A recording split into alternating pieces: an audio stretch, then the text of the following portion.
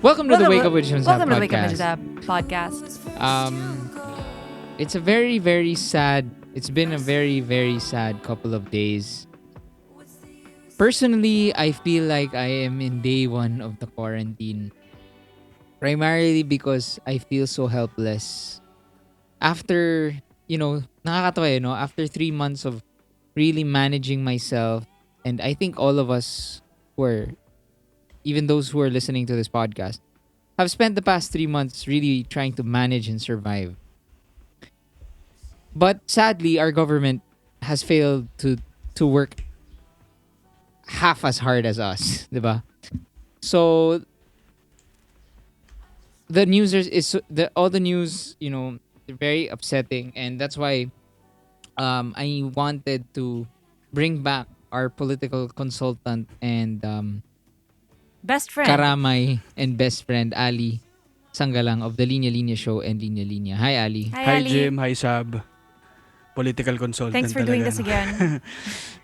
Ano lang, konti Uh, lang alam. And ako, before, I mean, I'm gonna shut up after this actually. I just hope to all the podkids listening, I hope you guys know na ako rin, to be honest, I have, because nga I feel so helpless, because I am so angry, and parang may feeling ako na wala na akong magagawa. I didn't want to learn na. So, if you are on that boat, that's okay. That's why we did this episode. Because we want to share with you what we've learned. We've gathered information just to help you understand why na bakit mabigat to, aside from the fact na mabigat ang social media at yung feed nyo ngayon. Na mabigat talaga to. And that's what Saab and Ali are going to do today. Okay? Okay, sige. Bye, Jim. Bye. Ako naman, i-clarify ko lang na hindi rin ako, political expert or genius. Isang regular guy lang din ako na nakatrabaho doon, pero marami pa rin akong hindi alam at marami pa rin akong natututuhan. So, gusto ko rin na part ako ng process nitong natututo tayong lahat. Yeah. Yes. And at the end of the day, actually nagtawagan lang kami as friends, looking to console each other. Yeah. So this podcast, aside from trying to educate you, I hope somehow, I think that's why na-inspired din kami to come back and talk more about this, because it might have helped just listening to your friends, because we're all friends, podkids. You are our children. Hearing us talk about the shit that's going on. Okay. Take it away. All right. So, just also a daming disclaimer ang puta. Just to let you guys know, this is the point of this podcast, this episode, is for us to be able to understand what's happening. We're going to be finding answers to common questions involving the bill, including why are people mad at this? Why wouldn't we want a bill that protects us from terrorism? Or also how to protect ourselves once the bill is passed, and a lot of other questions. So, first of all, what is this bill? It's the Anti-Terrorism Act of 2020. The full title of it is An Act to Prevent, Prohibit, and Penalize Terrorism, thereby repealing Republic Act number 9372, otherwise known as the Human Security Act of 2007. With that said, there was already an anti-terrorism law passed in 2007. Why was there a need for this new one? Can we talk about the differences of these bills? What was the need? And go, Ali.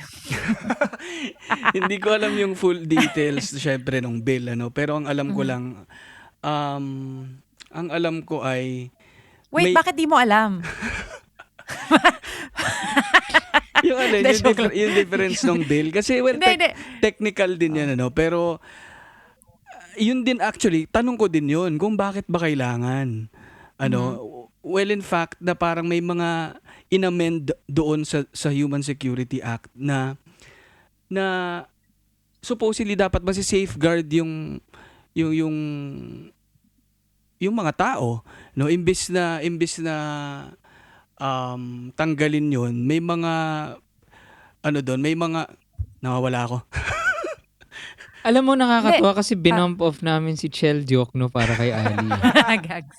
No, well, from what I've read, yung Senate Bill 1083, o 'di ba ano talaga ako, nag-research talaga ako. This was Meron the pang laptop stand. this was the this was the initial, from what I've read, the initial one na na-pass siya noong September 2019. It's called the Law on the Prevention of Terrorist Acts of 2020. Um, it was filed by our favorites, Soto, Lacson, Marcos, Lapid, Revilla, and De La Rosa. They claim na hindi fierce enough yung lumang law. Mm. Gusto nila mas may teeth, Mm. kumbaga. Mas may pangil. Mm. Mas nakakatakot. Mm. And paano yun? And that's, well, one of the main differences is meron na nga tayong, dun sa Human Security Act of 2007, na-replace yung strictly defined crimes Mm. na nagka-constitute ng terrorism. Kumari like murder, arson, Mm. kidnapping, rebellion. I mean, those are kind of more specific terms. Pero ngayon, ginawa na silang mas general na categories regardless of the stage of execution of these things. By the way, I'm reading from something that Tonyo Cruz wrote. So, this is provided in Section 4 of the bill, itong bagong bill. Acts intended to cause death, serious bodily injury, or endangering a person's life. Acts intended to damage or destroy a government or public facility, public place, or private property. Acts intended to extensively interfere with, damage, or destroy critical infrastructure. Developing, manufacturing, possessing, acquiring, transporting, supplying, or using weapons, explosives, biological, nuclear, radiological, or chemical weapons, and releasing dangerous substances or causing fire, floods, or explosions. So, at a glance, we're like, oh, these are Yeah. great. I mean, I want to be protected from these things, right? Mm. But the thing is, it's just so much more complex Yeah. than that. Ako Go. Ako naman sabi yung again hindi ako lawyer or hindi ako expert dito, pero yung intindi ko lang din sa kanya.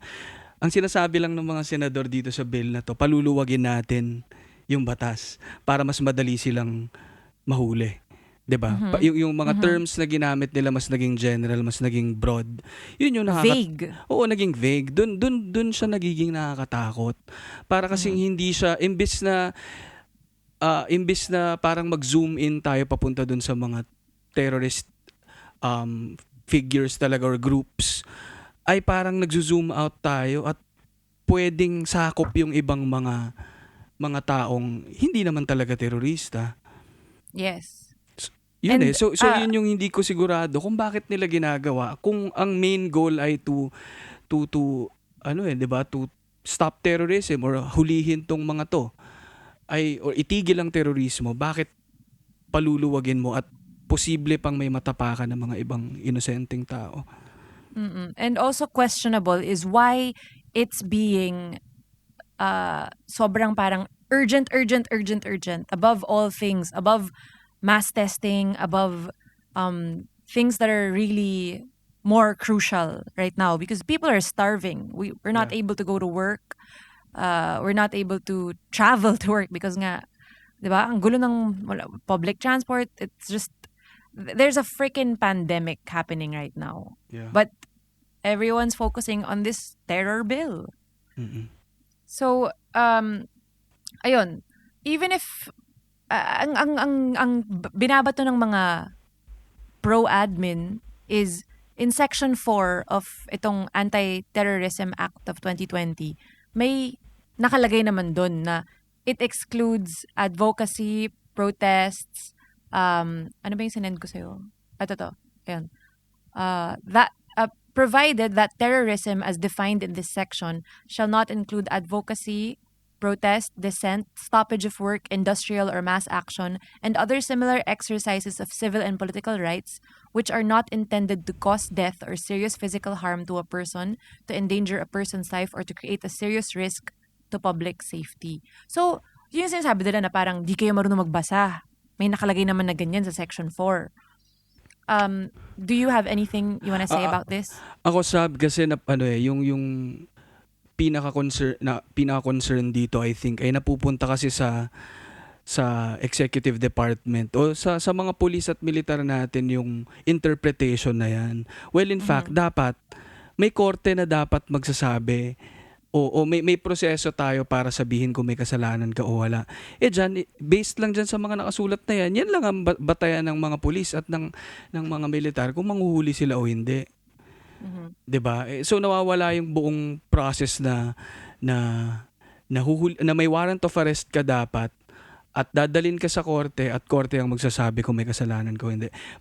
Nawawala yung chance to protect yourself. Parang batay dyan, pwede na nilang i-interpret kung may kasalanan ka o wala. Pwede ka na kasing Yeah. i-detain agad.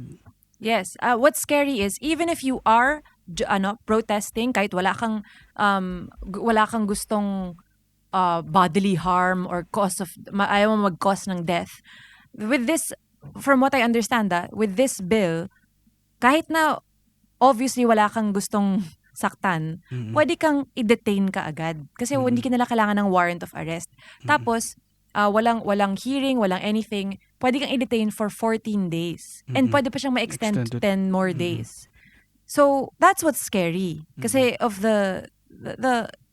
parang, so after ma-detain ng 24 days, tsaka ka palang pwede magsabi na, wala kaya akong gustong Mm-mm. masaktan, Oo. nag-rally lang naman ako. Ang Pero tinanggal wala na eh, na-detain ka na eh. ang isa pang tinanggal nila diyan sabi yung yung compensation for the wrongfully accused. Parang per day ang alam ko correct me if I'm wrong, pero parang nasa 500,000 per day.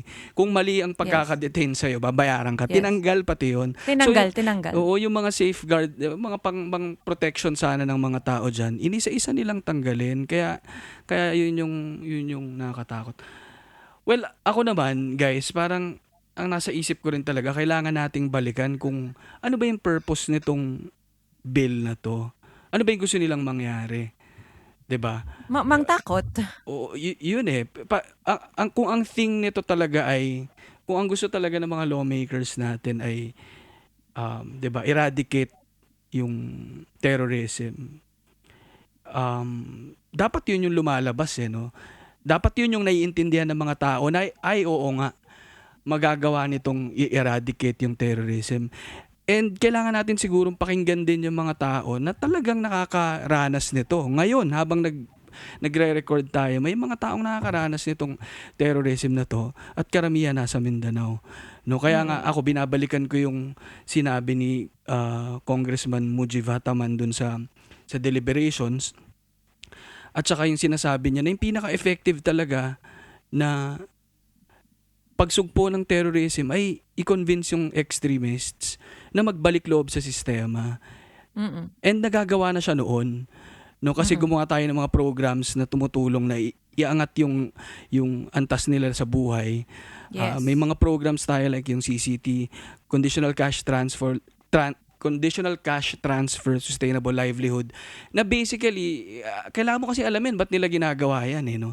And kaya naman niya nagre-rebelde kasi they feel na hindi sila parte ng sistema, hindi sila nabibigyan ng karapatan katulad ng iba. And ang ginagawa lang kasi natin dito parang yun terror ang pang kontra natin sa terror. Yes. Instead na alamin yung pinaka root cause nito. So parang yun yung nakikita ko parang eradicate, patayin yung mga yan. Instead na parang doing it. Meron tayong constitution, meron tayong sinusunod na mga batas, may kontrata tayong lahat as a people na may tamang paraan paano gawin yan. As much as we condemn itong terrorism, ayaw nating lahat yan pero hindi sa ganitong paraan I think yung dapat ginagawa. Na hindi na nga nabubunot yung root cause nito, pati pa yung mga inosente, tinatatamaan. Yes, exactly. Alam mo, I watched Chel Jokno's part in, meron siyang Facebook Live kahapon with Youth Resist. Mm-mm. And he explained it there na this, it seems like this current administration is just always looking for quick fixes. You know, the death penalty para matakot yung mga tao. Yung itong ang Anti-Terrorism Act para matakot yung mga tao, para tumigil, parang 'di ba? Yung parang ano man tawag to? Basta parang iron fist, 'di ba? Mm-mm. Ganon. But he's saying kahit na anong gawin mo na ganyan, kung yung justice system mo hindi maayos, Mm-mm. hindi talaga maaayos 'yan. Yeah. Hindi At saka, makatarungan. Can I just interject? Before we go deeper into the bill, nasa na tayo ngayon? Para if you're Yes, listening to okay. this podcast from, again, I am the uneducated spectator. So we're all on the same boat. We're on the third parang we're done with the third signing, 'di ba? Mm-mm. Third reading. Ay, so third Yes, reading, yes. and it's now just up to Duterte to sign it. Yes. So it's done basically. Yeah. I mean, he will definitely sign it because he's the oh. one who wanted it to be urgent. So my question is, wala na tayong magagawa. We'll talk about what we can do. Pero later as on. of now, as Oh. it pertains to this bill, it's a done deal, Yeah. right? Tapos na yung proseso, Jim, nasa nasa presidente for signing na lang. So, dumaan na sa Senado, dumaan na sa Kongreso, may 3 reading na nangyari ng nangyari lang ng ilang araw, pipirmahan na. So, ang pinakamagagawa na lang natin, ayun nga, wala na tayong magagawa sa Congress, basically.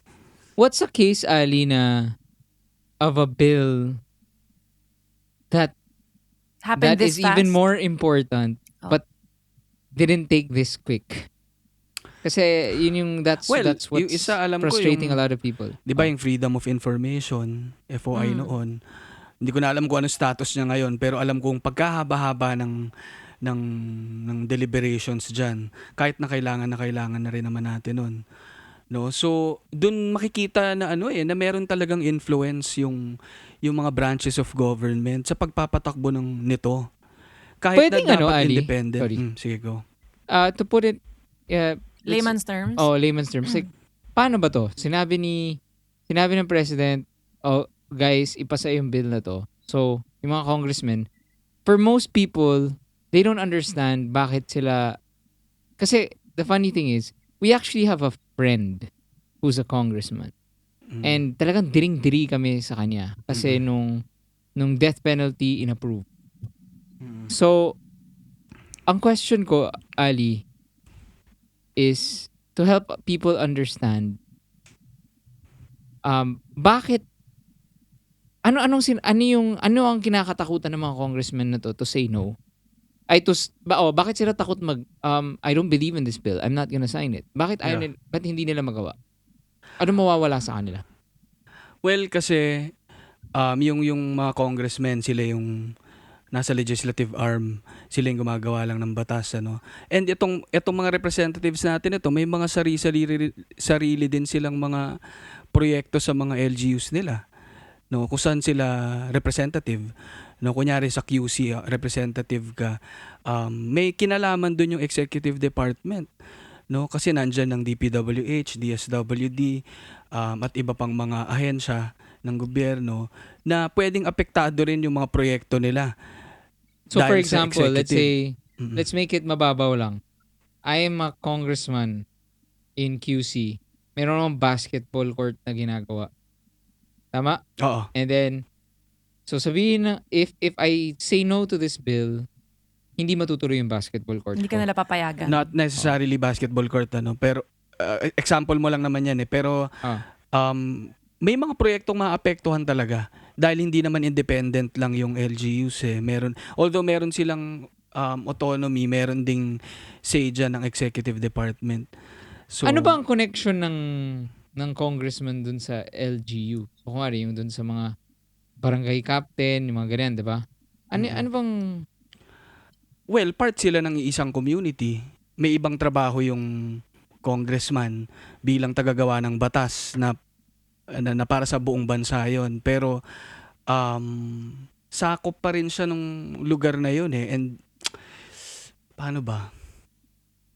Hindi, kasi pero basically ganun, tama naman. Mm. Parang gagawa akong basketball court, kung hindi ako mag-vote sa bill, hindi Basically, matutuloy yung basketball court. basically there's a sort of blackmail that happens na if you say no, I'm not gonna help you with your And cause. yeah, in general naman, Jimmy, takot ang mga kahit sinong politiko kasi pinaka-influential pa rin ng presidente. No, hindi ko alam yung kung anong specifically sa batas sila may impluwensyahan, pero the fact lang na pabor sa'yo ang presidente o hindi, apektado na itrabaho mo. And where it Mm-mm. gets tricky is, kasi ang pangit ng example ng basketball court. If the congressman says, I'm gonna make a hospital for underprivileged people for free, ganyan. Then, therefore, the congressman is put in a position, do I say no to a bill that's gonna be passed anyway and I lose out on a hospital that will help people? Yeah. Yeah, Ganun ang I nangyayari, di think ba? may ganun. May Parang ganun, they feel may ganun. hopeless. Parang what's the point kung mag-yes naman lahat, mag-yes na lang rin ako para tulungan ako para makagawa na akong itong makakatulong At sa saka- underprivileged sa LGU Which ko. is something we do not condone, ha? Parang, we're saying, But it's kind of parang it you kind of understand it How on it some works. level. ako, I understand it, but I don't agree with it because you were elected as a servant of the nation, Yeah. not of your project. Yeah. And Yeah. hindi pa kasama dyan syempre. Hindi lang naman yan yung iniintindi ng mga congressmen, yung yung mga projects nila for sa nasasakupan nila, pero yung personal political careers and agenda rin nila. Kailangan Yeah. din bumabangko ka eh. Kasi kung pabor ka sa presidente, eto, may relation sa campaign, parang kunyari, congressman ako ngayon, tapos alam na kontra ako ng kontra, alam mo naman na liyamado si Duterte ngayon. So sa 2022, mag-e-endorse yan ng kanyang presidente, vice president, etc., hanggang sa baba. Kasama ka ba doon o hindi? Siyempre, kapag kumukontra ka sa gusto ng presidente, ng executive department, mawawala ka sa listahan na yon. No, pero kapag Yeah. nalaman nila na Pero, pabor ka lagi, edi, sasama natin yan. And mapoprolong yung career mo. if there was a graph showing, if there was a graph of congressmen's Toyota Fortuners versus projects completed, ano yung Lamang na Ano lamang itsura yung yung Fortuner. Hindi, siguro, ewan ko, baka mas magandang balikan Okay, ba yung continue. yung branches of government na lang. Kasi ayoko rin bigyan ng etong mga sinabi natin, hindi naman yan, wala namang nakasulat yan, observations lang yan and opinion. Pero ano ba talagang trabaho nitong tatlo? No, siguro yun yung maganda nating balikan kasi part yan ng constitution naman natin, no? So under our constitution may 3 branches of government. Refresher course nga, Ali. Ano nga yung yan. Yung sorry, may lag. Oo. Okay, Kala ko sorry. Okay. trick question. A refresher course nga, Ali. Ano nga ba yung branches of government and what exactly in a nutshell? and simplest. Layman's terms. Oh, please. Well, yun nga. May legislative, executive, and judicial tayo na branches na co-equal yan. So walang lamang. Yan yung nagbabalanse sa democracy Air natin. quotes all around. Okay? So legislative branch, sila basically tagagawa ng batas. And under the legislative branch, nandyan yung Congress. And pag sinabing Congress, hindi lang yung congressmen ha. Pag sinabing Congress, under dyan yung Senate. Yes, And House of Representatives. The Congress of the Philippines is made up of the 24 senators and the maximum of 250 House of Representatives. Yeah. Diba? Nag-aral ako. So basically, sila yung they are a group of people na maraming franchise na densyos at marami ng discount sa mga Girly bar. Okay. Ano yung next? Yung executive, 'di ba, sila yung nag-execute ng law, carries out the Mm. law. No, sila yung iyan yung presidente. Tapos under the president, may vice president ka and cabinet. Siyempre, yung cabinet mo naman composed of yung mga departments, yung mga agencies. Department of Health, meron kang Cabinet Secretary for Health, Cabinet Secretary for Public Works and Highways, etc. So sila Mhm. basically, kung gumagawa ng batas yung legislative, may taga-execute ng batas na yon. Mm. So Air yun yung quote. executive, Mm. no? Okay. Tapos So, sila yung... Sorry. And then yung judicial. yung judicial naman, sila yung nag-evaluate nung law kung under ng judicial yung Supreme Court and other courts, ano, pero sila basically tagabantay kung taga-interpret kung nasusunod ba itong constitution natin. So tama ba yung ginawang batas at na-execute ba ng tama Sino yung ng mga yun? Anong, what bodies yun? yung Supreme Court? Supreme Court. Oo. Ay. Supreme Court Justice, 'di ba? Aha. Si sino na ba ngayon? Oh Si my Puno God. ba? Um Oo. Yun, basta dati si Conchita Basically, the people who Cardinal. voted in the Marcos burial, di ba? Oo, marami sa kanila doon. And yan ay Okay. presidential Okay. appointees So, yung mga yan, hindi yan binoboto. going back to ito ngang Anti-Terrorism Act of 2020. So, like I said, even if Section 4 says hindi kasali yung mga protests, mga uh, advocacy, mga kumbaga hindi dangerous technically na acts of protests. Hindi tayo titigil doon na parang okay, safe naman pala tayo. Hindi titigil doon kasi nga it's as you can see sa nangyayari lately, wala pa nga tong Anti-Terrorism Act. Sobra na yung abuso of Mm. power. So, ang dali-dali lang. As you can see sa mga EJK, 'di ba? Mm. Ayun, namatay. Bakit? Nanlaban. Mm-mm. So, Tama. okay. Okay, case closed. Ganun lang. Oo. So, ngayon, it's just, it's so easy to be flagged as, Yeah. di ba, before, as addict. Mm-mm. Ngayon, terrorist ka na. Magsalita ka lang, pwede ka nang sabihan na terrorist ka. So, ayun nga going back to what Tonyo Cruz wrote, this is what what helped me understand it better. Sabi niya, under this new definition of terrorism and its related crimes, yung mga organizers and participants of, let's say, for example, a transport strike can be charged with terrorism because they are, quote-unquote, extensively interfering with the public transportation system. Mm-mm. And they're also, quote-unquote, intimidating the government to give in to their demands. And they are creating a, quote-unquote, serious risk to public safety And due just, to the resulting traffic and commuter congestion. and just the other day, di ba? Parang the jeepney drivers were staging a protest. Yeah, and they Yeah. were arrested. They were arrested. They were arrested. They're Mm-mm. still May matatanda they're pa. still detained, and it's just so infuriating. Kasi Mm-mm. remember when that guy had a party Mm-mm. na labag sa batas, okay lang. Mm-mm. Na-detain ba siya? Hindi. Mm-mm. Tapos itong mga nag-aano Oo. lang naman sila na pwede ba kami magtrabaho kasi wala nang makain yung pamilya namin. Mm-mm. They are arrested. Tama. How can we not be angry? How can we not question this? Yeah. Yung tinatanong mo kanina, Jim, ano yung main difference nitong law na to, no, dun, kung meron na tayong Human Security Act noon, yung bill na to, parang mas pinaprioritize nila yung qualifications kung saan pwede kang bansagang terrorist. So lumuluwag. No, so kaya nangyayari tong mga to. So kaya nila gustong gawin siguro dahil nga gusto nilang wag na lang kayo magsalita, wag na kayo manggulo. Kahit kung dati specific kung ang definition kung anong terrorist, ngayon pwede na tayo lahat maging terorista. Mm-mm. And Also, what does it say about social media? Like parang hindi ba napag-uusapan yun? Like is anything will it put you in danger? yeah, for example, like doing this podcast, Yes. we can be labeled as terrorists. Yes. Hmm.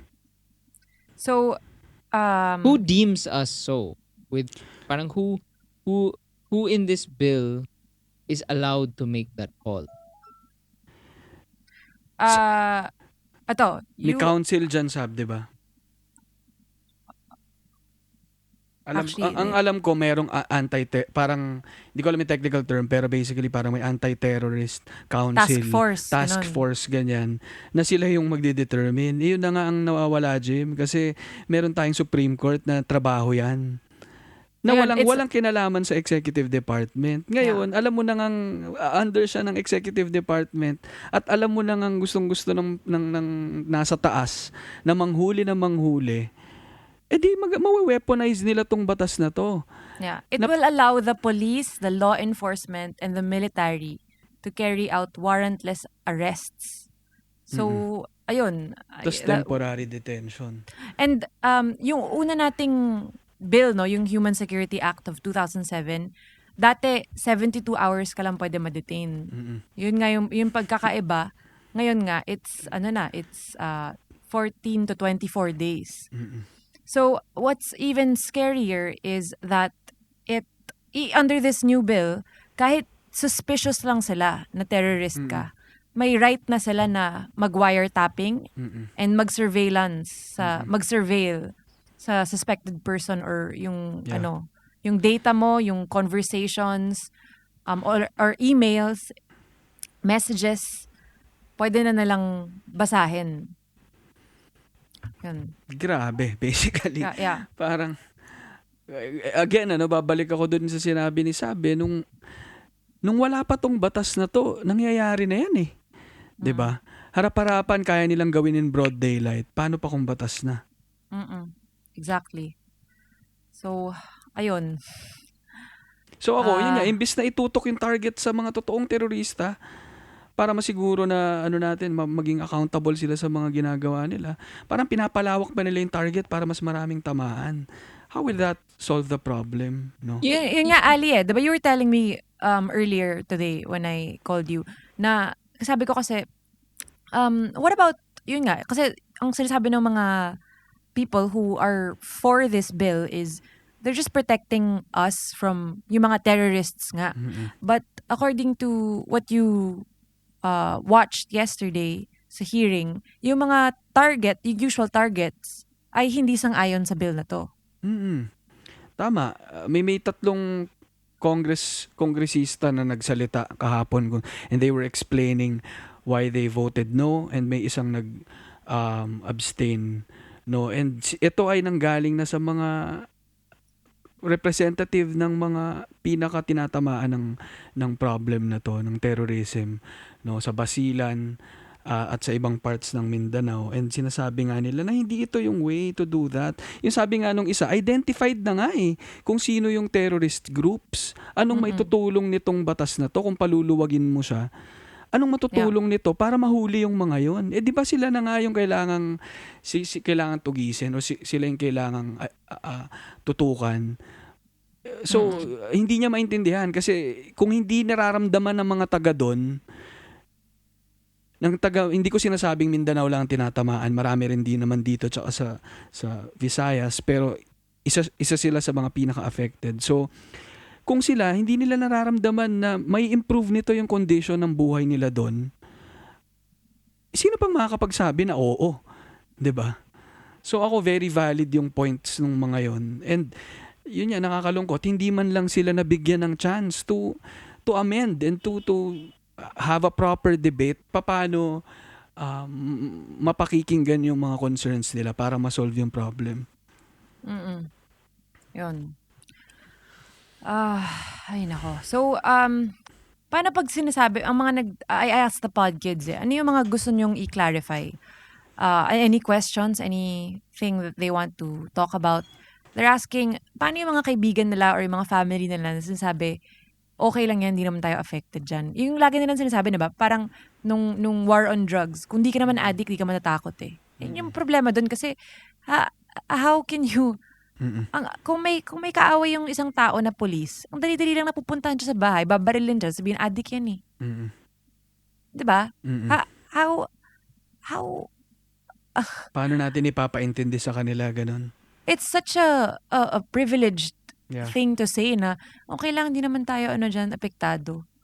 At hanggang maapektuhan na talaga sila, tapos magsisisi na lang sila. Yeah. Ako nga, yun nga, unang point yung ano no, wag mo hintayin maapektuhan ka. Pero sa akin hindi nga kailangan maapektuhan ka para maintindihan mo yung plight ng ibang mga tao eh. 'Di Exactly. ba?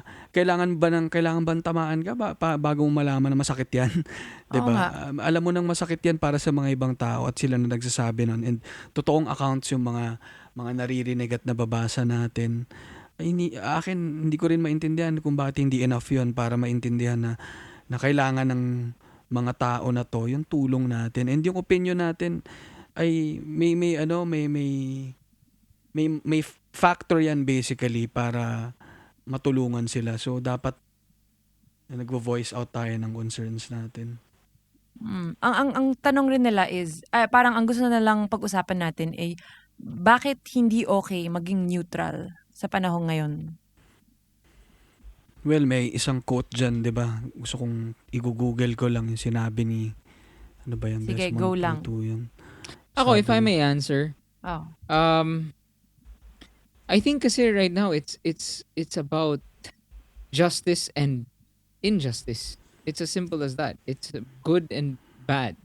It's no longer about political affiliation. It's not about your political background.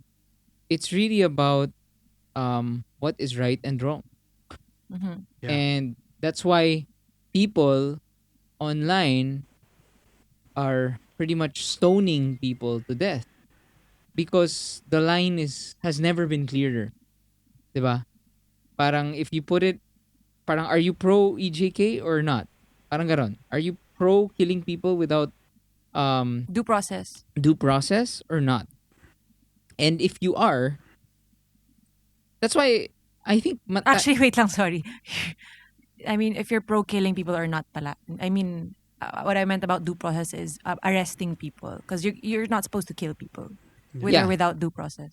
So parang ako the whole the world is so, I think that's why parang the division is so is felt so strongly now because the lines as opposed to before na parang nagiging pie chart, 'di ba? I'm a Democrat, I'm pro Duterte for these policies but I'm anti ganyan. Wala nang ganoon actually eh. Oo. 'Di ba? Hindi ba mas na-simplify, especially nagsabay-sabay pa with the Black Lives Matter, police brutality, all these things. Um, it's just good. Are you a good person or are you a bad person? Mm-mm. Mm. Hindi Mhm. ba? Yeah. Mm-mm. Ah, I agree. Ali, sorry, ano nga yung... Yung itong quote ni Desmond Tutu na ano, if you are neutral in situations of injustice, you have chosen the side of the oppressor. Yes. Oo, na agree ako diyan. And yung thing ko lang naman diyan ano siguro may mga taong natatakot magsalita dahil nga hindi nila masyadong alam yung nangyayari, and um, hindi pwedeng tumigil doon no? May magagawa ka para may malaman ka and para magkaroon ka ng stand, no? And siguro ang iniisip ko lang, may responsibility yung dalawang side yung yung mga very opinionated. Hindi naman ibig sabihin hindi natin gustong sabihin na mag-ingay lang na mag-ingay o magsisisigaw ka dyan. May responsibility ka pa rin. Paano mo kino-communicate yung opinion mo? No? So, una, syempre dapat responsible ka sa mga sinasabi mo. Kailangan pinag-aaralan mo yan. Pangalawa, hindi mo pwedeng isalpak sa mukha ng iba yung sinasabi mo. No? So, yun yung isa. And yung sa other side naman na sa mga hindi nagsasalita, hindi nga sinasabi na makipagsigawan ka din. Pero may other ways of expressing your concern 'Di ba? Mm. Hindi lang sa pag-iingay sa internet. Maraming ibang paraan para um, mag-voice out ng concerns mo.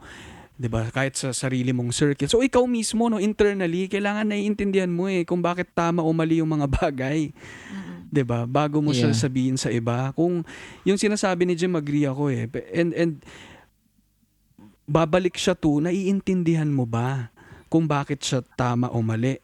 Mm-mm. Kasi that's the only way na you'll be compelled to share it to others, ano.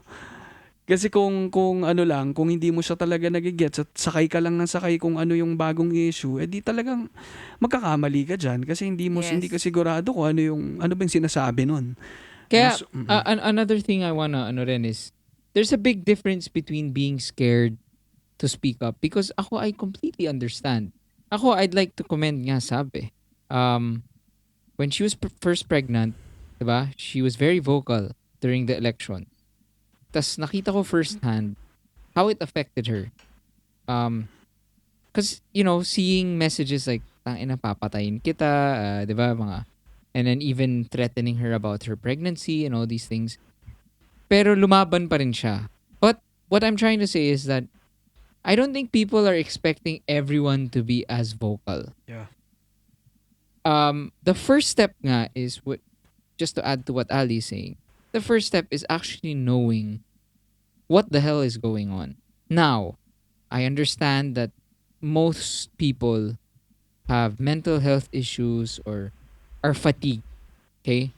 Maganda yung, I read naman something on this article that said there's a very big difference between if you have mental health issues and you're just tired of bad news. Mm. Yung mental health issues, sinasabi niya na if you think that you cannot uphold your responsibilities as a human being, like waking up in the morning, taking care of your children, eating because of the news, by all means, stay away from it. Mhm. But if you're just tired and like, fuck, ang bigat nito, then Fight sorry, through you it. have to Yeah. fight through it. But what the article said is fight through it by looking at sources that you are comfortable with.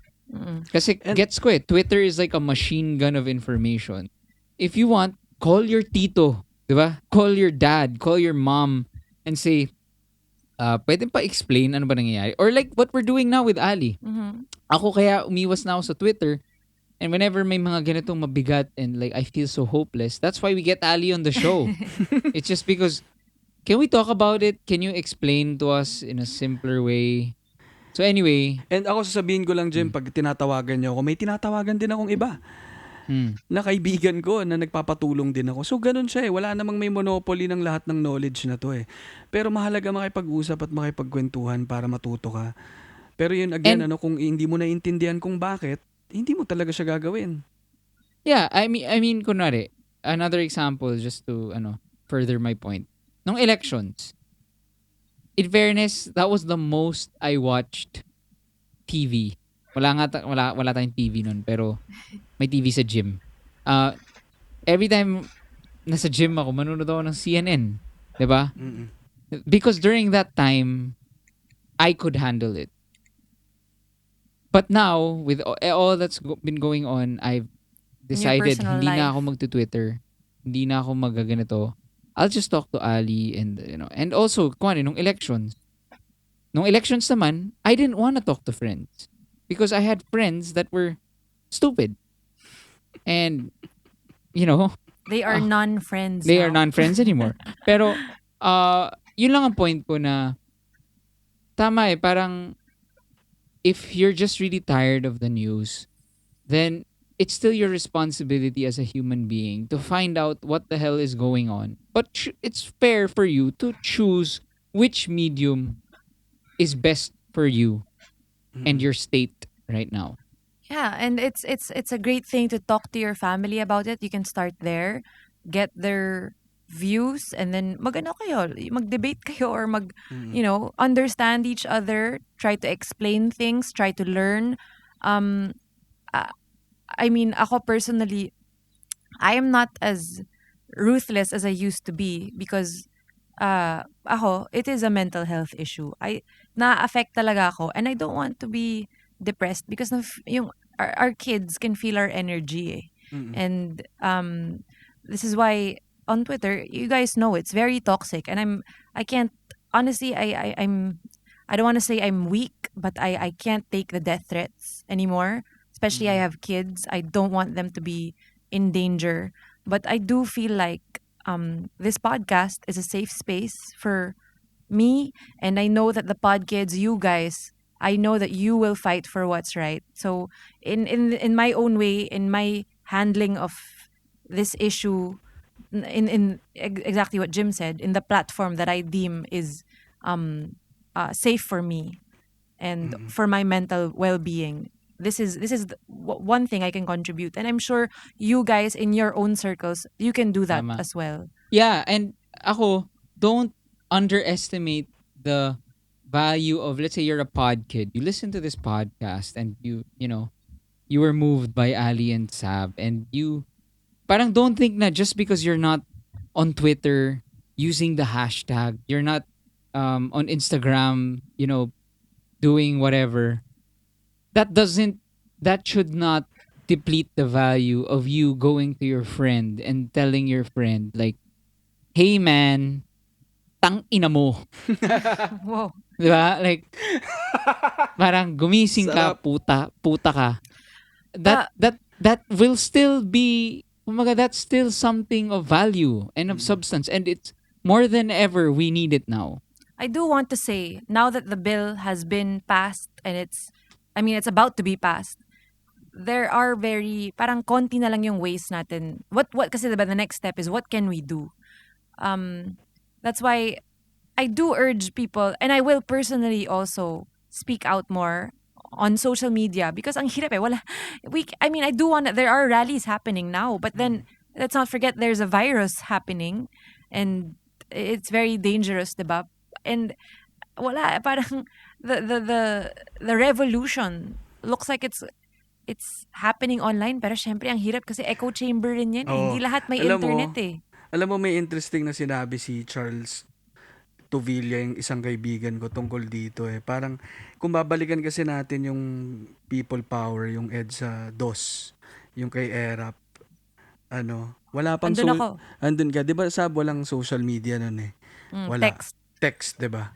Pero parang ang kaibahan kasi nun ngayon, dati kung galit ka, alam mo kung ano yung way to express that eh, 'di ba? Mm. Ang way mo lang ay to go out and sumigaw kayo, mag noise barrage kayo. Kasi yun lang yung way para mapakita mo sa lahat ng tao na galit ka. Ang tricky ngayon, may social media tayo na kapag nag-post tayo ng status, yun na yung sigaw natin. That's true. May nararamdaman tayo na okay na nailabas ko na yung galit ko. Ano ngayon? Ano nang next? May rally may rally nangyayari. Bakit nandito pa rin yung paa ko sa loob ng bahay? Bakit hindi pa rin ako makalabas? So ako hindi ko pa alam yung sagot doon eh. Kasi yun yung reality ngayon ng meron tayo with social media.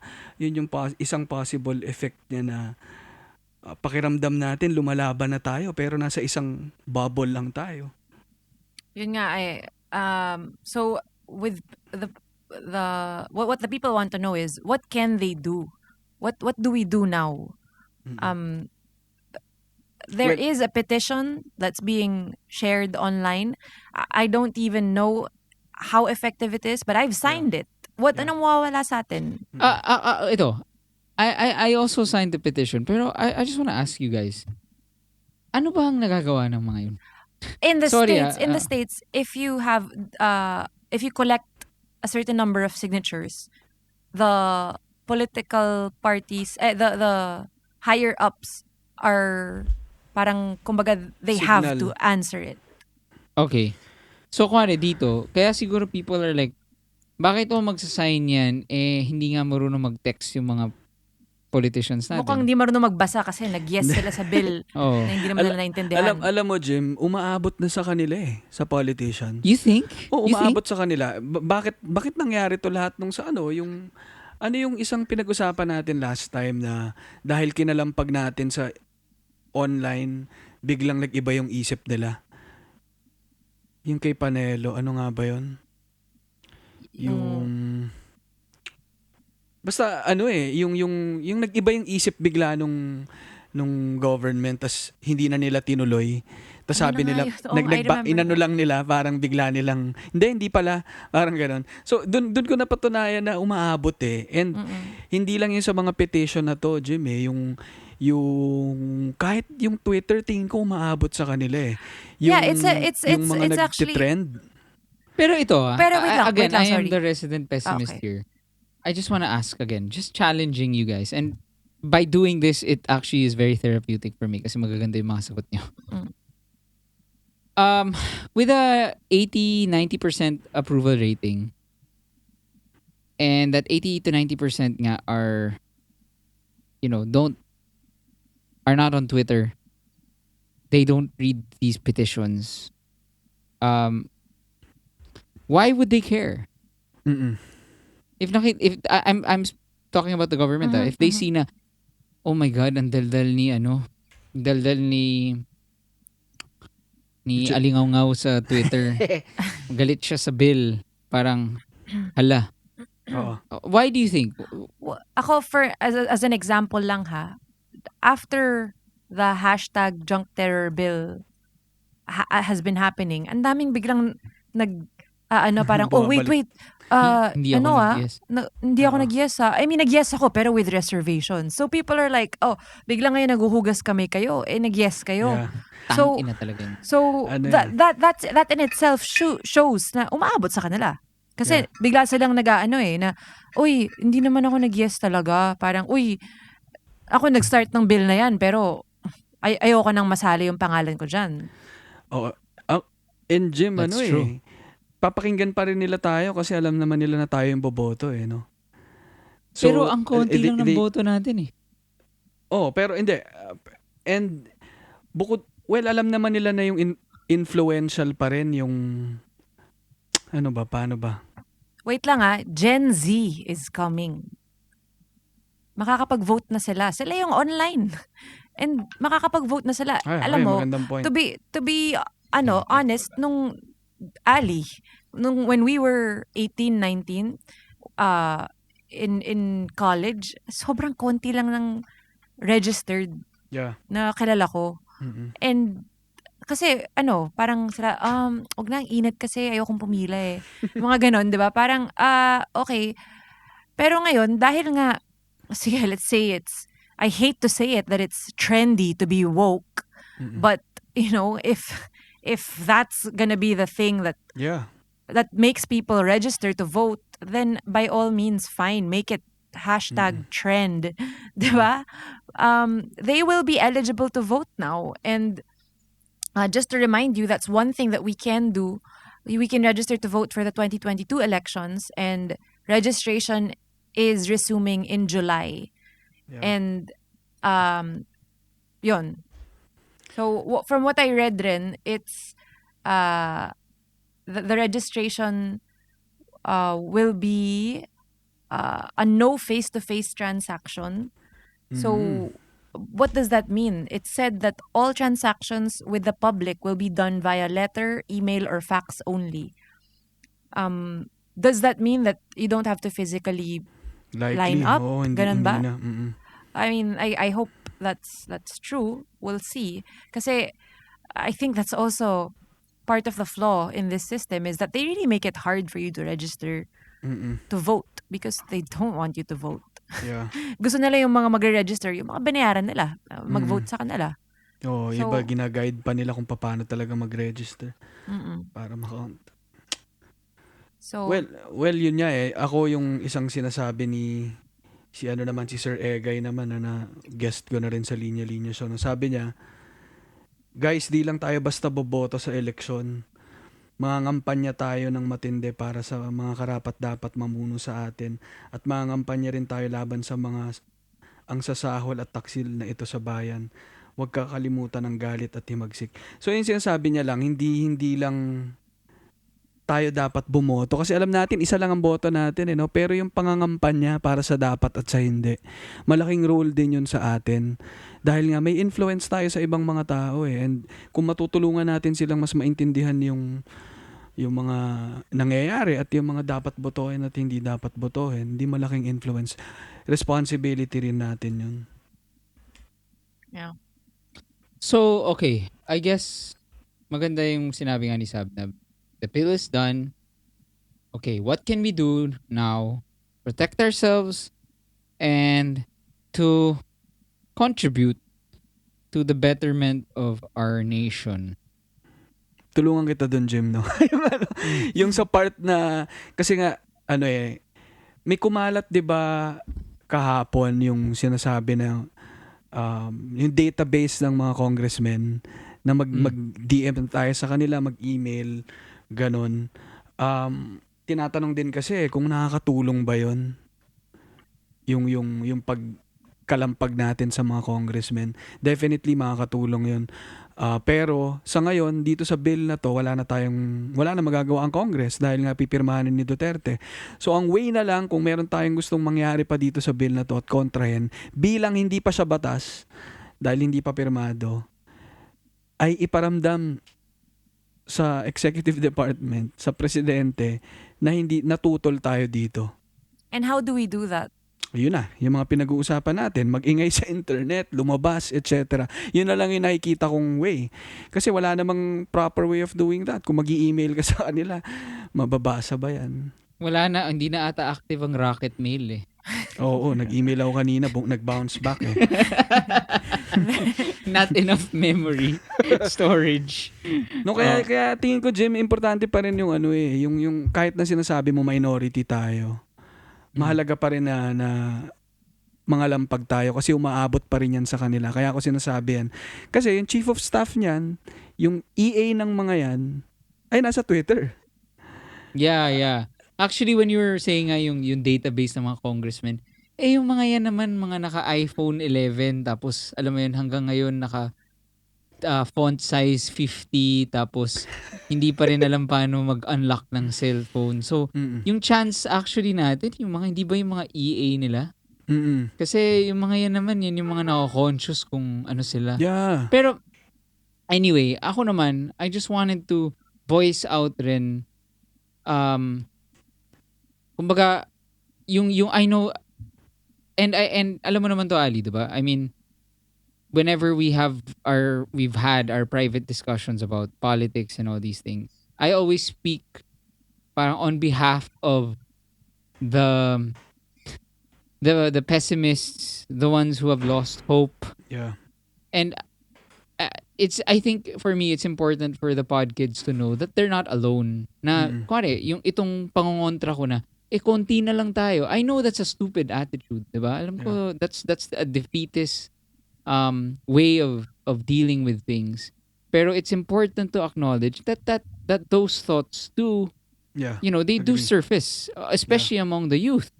That's why most of our yung mga ka-generation natin are not registered voters because of that attitude mismo na konti lang naman, isang boto lang naman ako, hindi ako makakatulong, ganyan. Pero it's very nice, I think, that you guys shared yung contradictions to those, because even me personally, nakaka-uplift siya ng spirit na just by doing this podcast, I know this is supposed to be a source of entertainment, hangout, kwentuhan, pero These are the things that you should be talking to your friends about. yeah. So, yeah. I know it's just it feels like we're a hopeless country right now. The least that we can do is to educate ourselves, learn about it, and speak up, because we have to use our privilege to help those that are obviously going to be affected by this the most. Diba? Let's continuously learn, and just by airing your grievances, that's really gonna help. Kasi natututo yung mga iba eh. Kasi diba, laging, bakit ba sila galit? Bakit ba? And then, alamin natin kung bakit. Hindi yung kaagad na ang ingay-ingay naman ito. Alamin nyo kung bakit. Kasi hindi to joke eh. Hindi to wala lang. Hindi to para lang maging trending or whatever. And if I may ask wag na tayong, I mean, if I may suggest, wag na nating anuhin yung those who are finally speaking up. Wag na nating sabihin na parang, ba't ngayon nagsasalita ka? Kasi it's those things that make them think twice about posting eh. Kasi, diba? Parang, there's no point in doing that pa. Focus on the real enemy. Please. Pero I do agree with I do agree with prosecuting yung mga sumasawsaw lang for the Mm. sake of sawsaw, and which is very evident. Ang hirap naman to judge na nakikisawsaw. Pero kunwari, let's say Wag mo nag-post. gawin yan kasi para ka na rin nagmamark ng terrorist na hindi naman suspicious ka lang eh. 'Di ba? Hindi, Wag, yun nga yung, wag mong markahan ng nakikisawsaw yun kung nga hindi ka yung, naman yun nga yung sinasabi ko, sigurado. yung sinasabi ko, proven na, Okay, sige. Oh, na gets ko. kunwari, let's say nag-post siya ng, ah, ano ba, parang junk terror bill. Pero the previous post was, yun naman yun, kasama niya si Bato. Okay, I De, get that. obviously, come on. I get that. I get that. Oo. Activism, yun lang eh. You can speak out. Please do share your views. I mean, it's not enough to post a black square, di ba? That Oo. activism doesn't stop there. It has to be.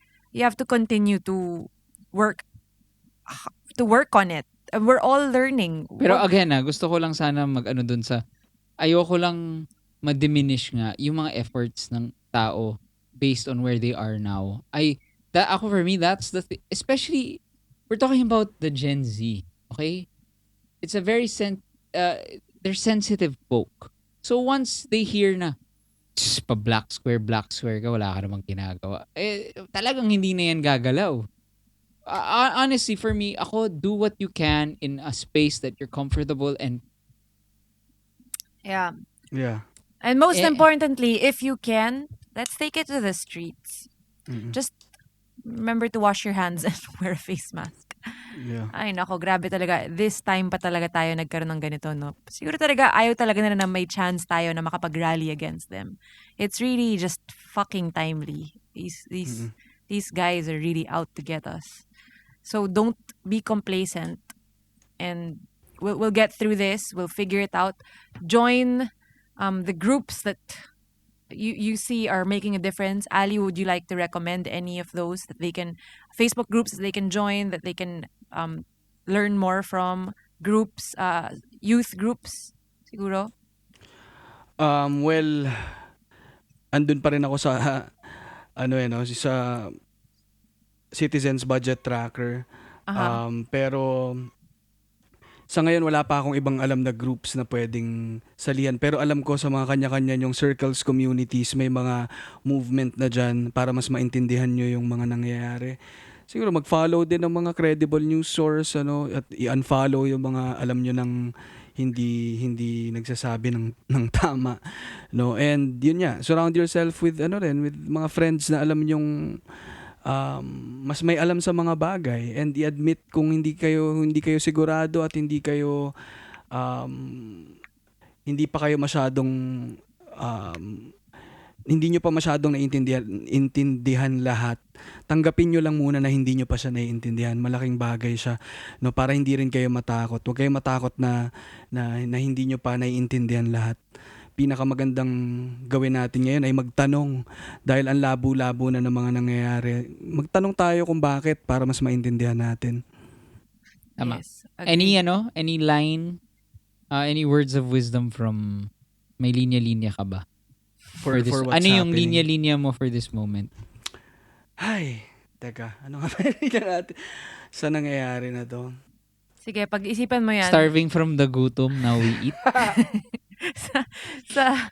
While you're thinking of that, I want to shout out some of the resistance groups that I've come across.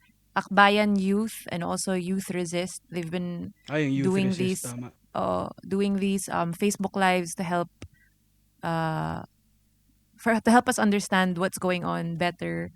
And ayun, there have been online rallies that are going on. Just check the hashtags Junk Terror Bill and Junk Terror Bill now. I also want to remind you, you can right now, pwede ba tayong we can speak freely as of now, but maybe let's choose our words wisely rin para hindi tayo matag as not activists, as terrorists, because activism is not terrorism.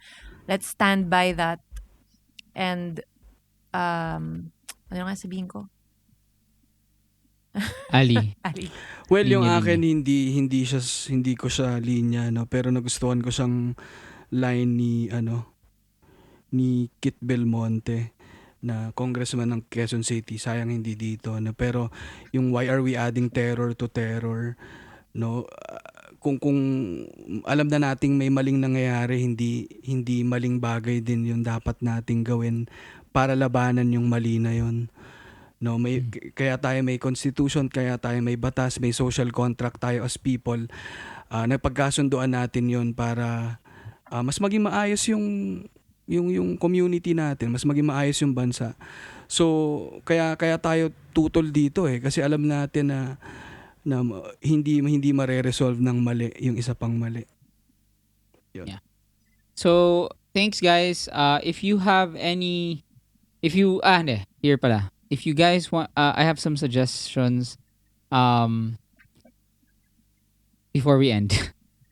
Protect yourself, educate yourself. Know your rights. And if you want to educate yourself, a good resource actually is the Linya-Linya show. Si Ali Yes, has thank had you. multiple guests who who who are ano ba, much more who are well versed Yeah. in the situation compared Yeah. to us. Pero yeah, yun. Thanks Ali. Thank you, Jim and Sab. Malaking ulit na tulong sa akin to. Thank you lang sa podkids sa naging reception din nila nun sa last. Natuwa ako na engaged talaga sila at mararamdaman mo. Doon ako nagkakaroon ng hope ulit at na-energize ako doon sa mga reactions nila na nakikinig talaga yung mga bata ngayon tsaka may gusto talaga silang gawin about it. So salamat sa Yeah. inyo at marami pa tayong pagtutulong-tulungan. Yes. Oo. Stay vigilant, guys, and don't trust these fuckers. Bye. Bye.